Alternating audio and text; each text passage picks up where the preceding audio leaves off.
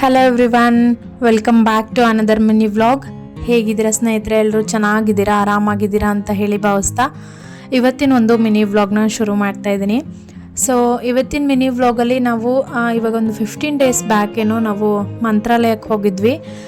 ವೈಕುಂಠ ಏಕಾದಶಿ ಆಯ್ತಲ್ಲ, ಅವತ್ತಿನ ದಿವಸ ಹೊರಟಿ ನಮ್ಮ ಅತ್ತೆ ಮನೆಗೆ ಹೋಗಿ ಅಲ್ಲಿಂದ ಅತ್ತೆ ಮಾವ ಮತ್ತು ನಮ್ಮ ಅತ್ತಿಗೆ ಅವ್ರ ಮಗಳು ಅವ್ರನ್ನೆಲ್ಲ ಕರ್ಕೊಂಡು ಸೊ ನಾವು ಸ್ಯಾಟರ್ಡೆ ಮಂತ್ರಾಲಯಕ್ಕೆ ಹೋಗಿ ರೀಚ್ ಆದ್ವಿ.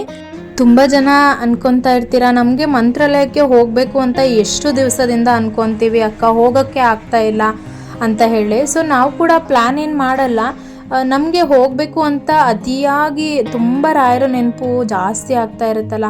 ಸೊ ಅಂಥ ಟೈಮಲ್ಲಿ ನಾನು ರಾಯರ ಹತ್ರ ಒಂದು ಸಂಕಲ್ಪ ಮಾಡ್ಕೊಂಡು ಬಿಡ್ತೀನಿ, ನನಗೆ ಮಂತ್ರಾಲಯಕ್ಕೆ ಬರಬೇಕು ಅಂತ ಅನ್ನಿಸ್ತಿದೆ ರಾಯರೇ, ದಯಮಾಡಿ ಅನುಗ್ರಹ ಮಾಡಿ ನಮ್ಮನ್ನು ಕರೆಸ್ಕೊಳ್ಳಿ ಅಂತ ಹೇಳ್ಬಿಟ್ಟು ನಾನು ಒಂದು ಸಂಕಲ್ಪ ಮಾಡ್ಕೊತೀನಿ. ಗೊತ್ತಿಲ್ಲ ನನಗೆ ಅದು ಏನಂತ, ಸಂಕಲ್ಪ ಮಾಡ್ಕೊಂಡು ಸ್ವಲ್ಪ ದಿನದಲ್ಲೇ ನಾವು ಹೋಗ್ಬಿಟ್ಟು ಬಂದಿರ್ತೀವಿ. ಸೊ ಅದೇ ರೀತಿಯೇ ಆಗುತ್ತೆ.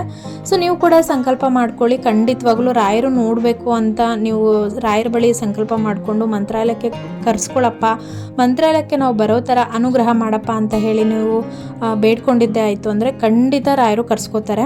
ಸೊ ನಾವು ಮಂತ್ರಾಲಯಕ್ಕೆ ಹೋಗೋದಲ್ಲ, ರಾಯರೇ ನಮ್ಮನ್ನು ಮಂತ್ರಾಲಯಕ್ಕೆ ಕರೆಸ್ಕೋಬೇಕು.